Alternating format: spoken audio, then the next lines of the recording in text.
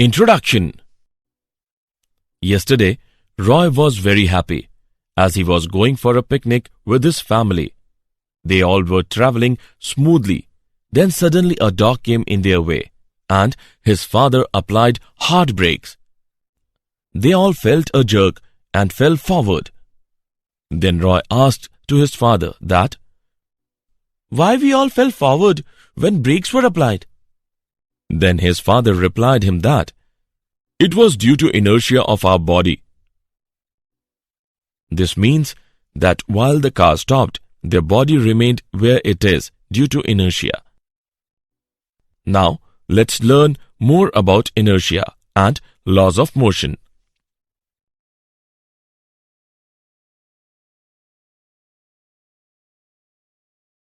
Objectives. At the end of this lesson, you will be able to understand Aristotle's fallacy, define law of inertia, define Newton's laws of motion, define impulse, know the law of conservation of momentum, calculate equilibrium of a particle, learn common forces in mechanics, define circular motion, solve problems in mechanics.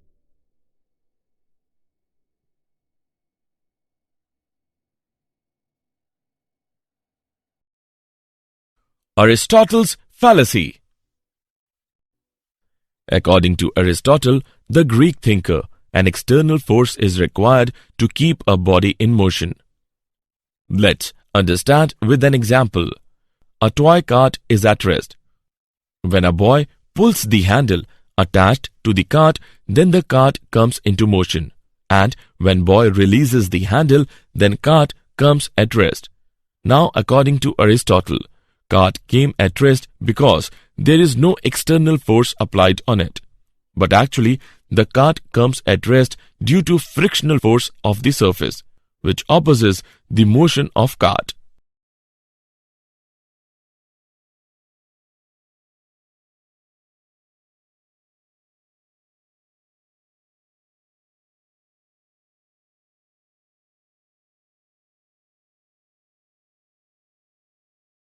Law of inertia. The inertia of a body is the property of the body by virtue of which it opposes the change in the position of the rest or of uniform motion of the body in the absence of external force. Inertia of a body is directly proportional to its mass. Any velocity once imparted to a body will be definitely maintained as long as there are no causes of acceleration or retardation, a condition which is approached only on horizontal planes where the forces of friction has been minimized. Let us take an example.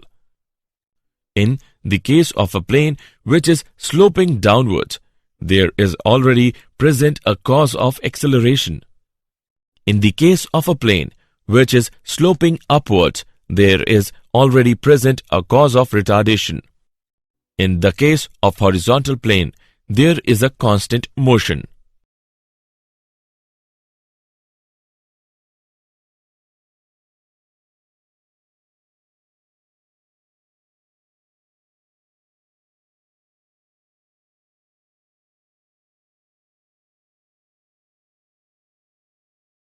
Newton's first law of motion.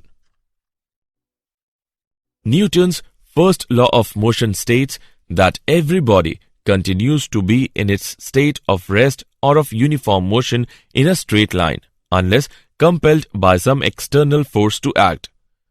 If the net external force on a body is zero, its acceleration is zero. Acceleration can be non-zero only if there is a net external force on the body.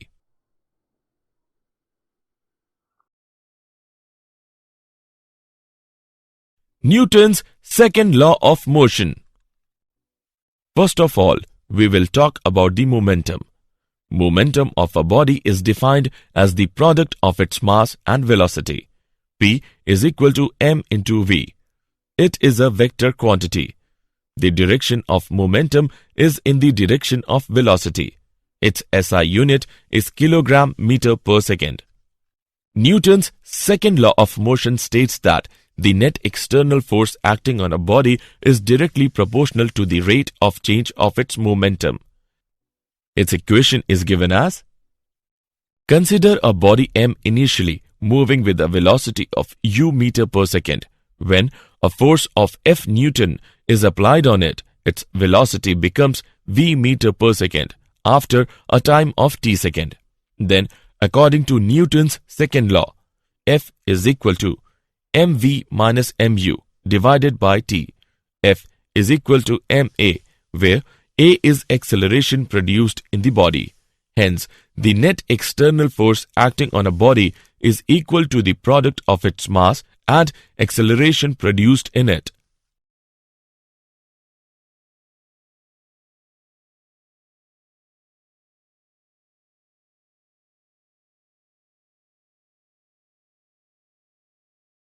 Example: constant force acting on a 8 kg mass change its speed from 2 meter per second to 3.8 meter per second in 25 seconds. If the direction of motion of the body remains unchanged, calculate the magnitude and the direction of the force. Let's see the solution. Let's take an example of Newton's second law of motion. Given values are: m is equal to 8 kg, u is equal to 2 meter per second, v is equal to 3.8 meter per second, t is equal to 25 seconds, f is equal to ma is equal to m into v minus u divided by t is equal to 8 into 3.8 minus 2 upon 25. Force is equal to 0.58 Newton. Because the direction of motion does not change but magnitude of velocity increases, therefore force must act along the direction of motion.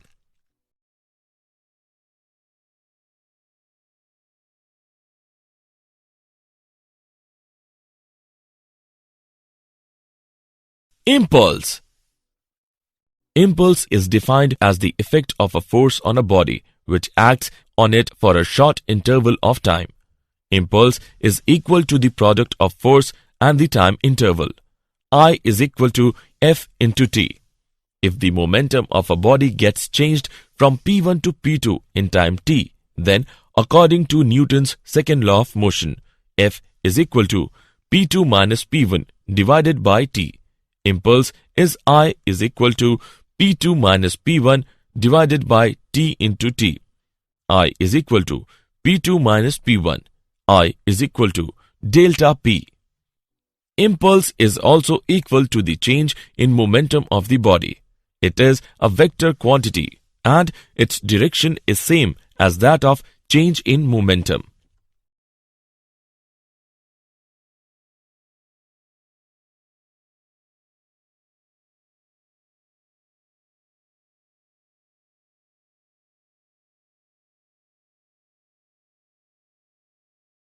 Newton's third law of motion.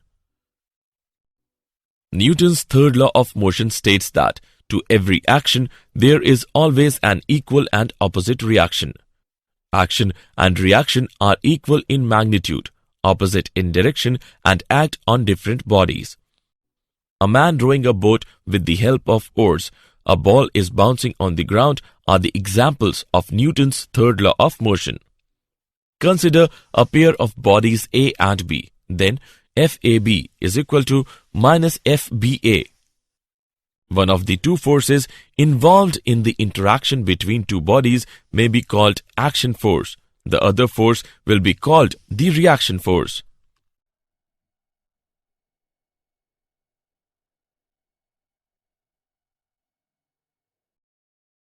Conservation of momentum.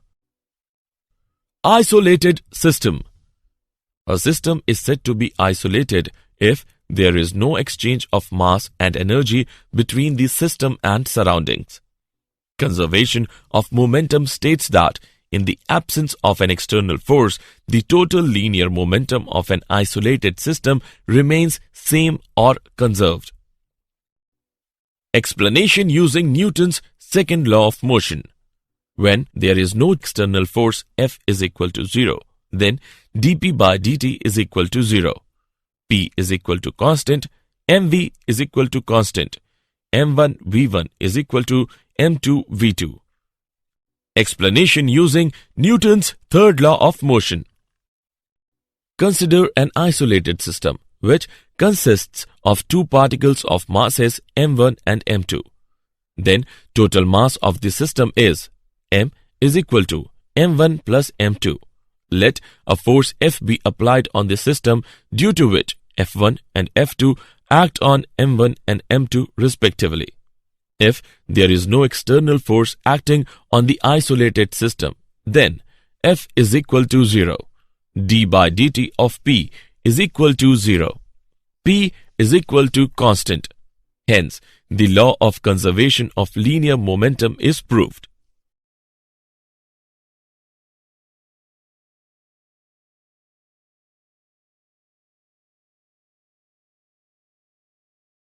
Equilibrium of a particle. When there is no change in the state of rest or of uniform motion of a body on which the forces act, the body is said to be in equilibrium. Concurrent forces are those forces whose lines of action intersect at a common point. The figure shows 4 concurrent forces F1, F2, F3 and F4 whose lines of action intersect at O.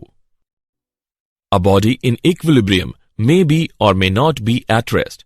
The condition necessary for equilibrium of a body under the action of concurrent forces is that the vector sum of all the forces acting shall be equal to 0. Lamy's theorem states that if 3 concurrent forces acting on a body keep it in equilibrium, then each force is proportional to the sine of the angle between the other 2 forces.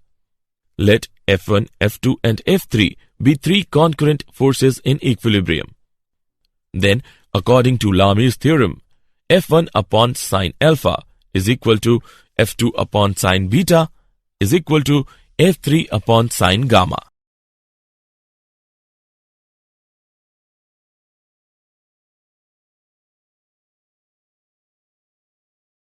Common forces in mechanics. In mechanics, we encounter several kinds of forces. The main contact forces in mechanics is friction. Friction. It is defined as an opposing force which is set up between the 2 surfaces in contact when one body slides or rolls or tends to do so on the surface of another body. It acts on both the bodies tangentially on the surfaces in contact and obeys the Newton's third law. Limiting friction. The force of friction between 2 bodies in contact when one body is in position to just begin to slide over the surface of another body. Static friction. The force of friction between 2 surfaces in contact before one body actually starts moving on the surface of another body. Kinetic friction.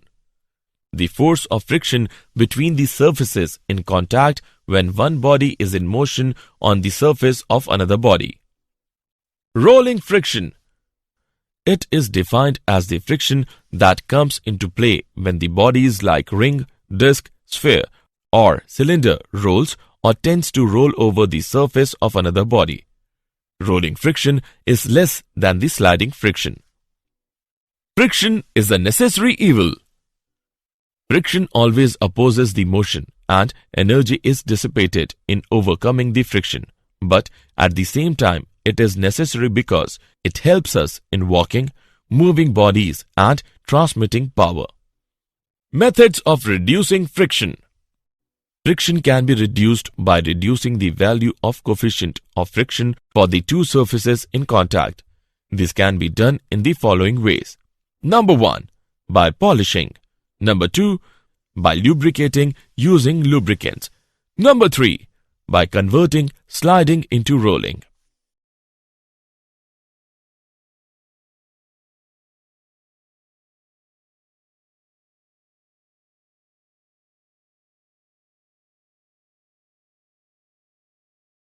Circular motion. When a body moves on a circular path, then its motion is called circular motion. And if a body moves on a circular path with a constant speed, then its motion is called uniform circular motion. Forces on the body is given by F is equal to ma is equal to mv square upon r.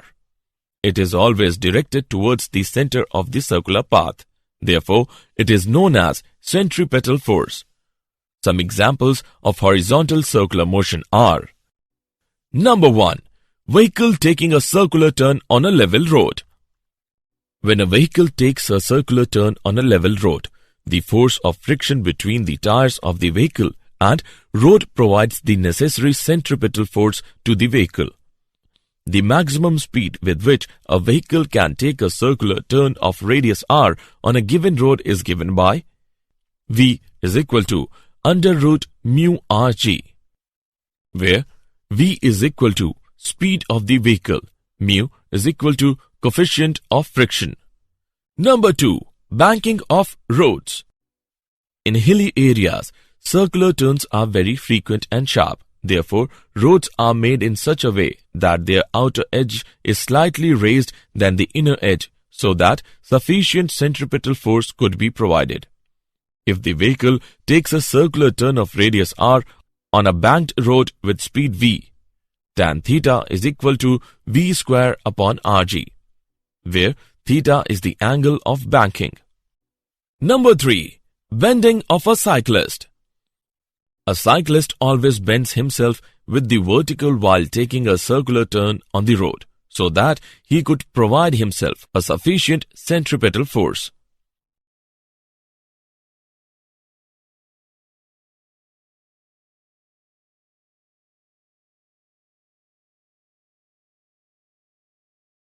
Solving problems in mechanics. To solve a typical problem in mechanics, we should use the following steps. Step 1. Draw a diagram. Step 2.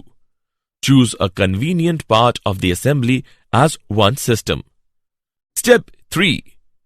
Draw a separate diagram which shows this system and all the forces on the system by the remaining part of the assembly.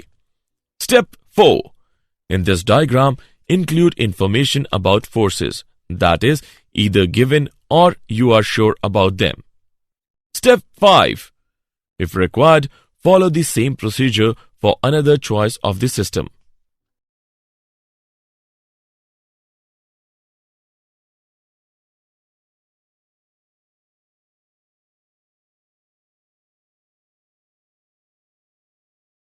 Did you know? Sir Isaac Newton was born in 1642, the same year that Galileo died. He was born in a poor farming family.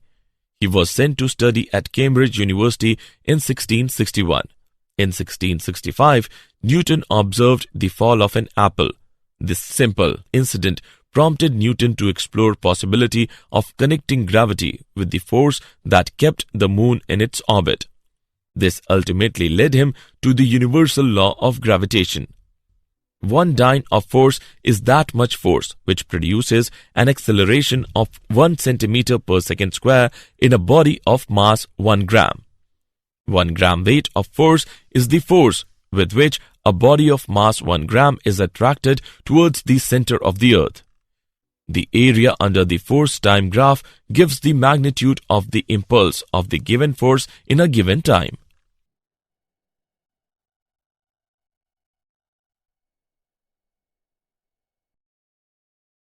Summary. Let us summarize what we have learned. Gravitation is a natural phenomena by which physical bodies attract with a force proportional to their masses. The inertia of a body is the property of the body by virtue of which it opposes the change in the position of rest or of uniform motion of the body in the absence of external force. Newton's first law of motion states that every body continues to be in its state of rest or of uniform motion in a straight line, unless compelled by some external force to act. Newton's second law of motion states that the net external force acting on a body is directly proportional to the rate of change of its momentum.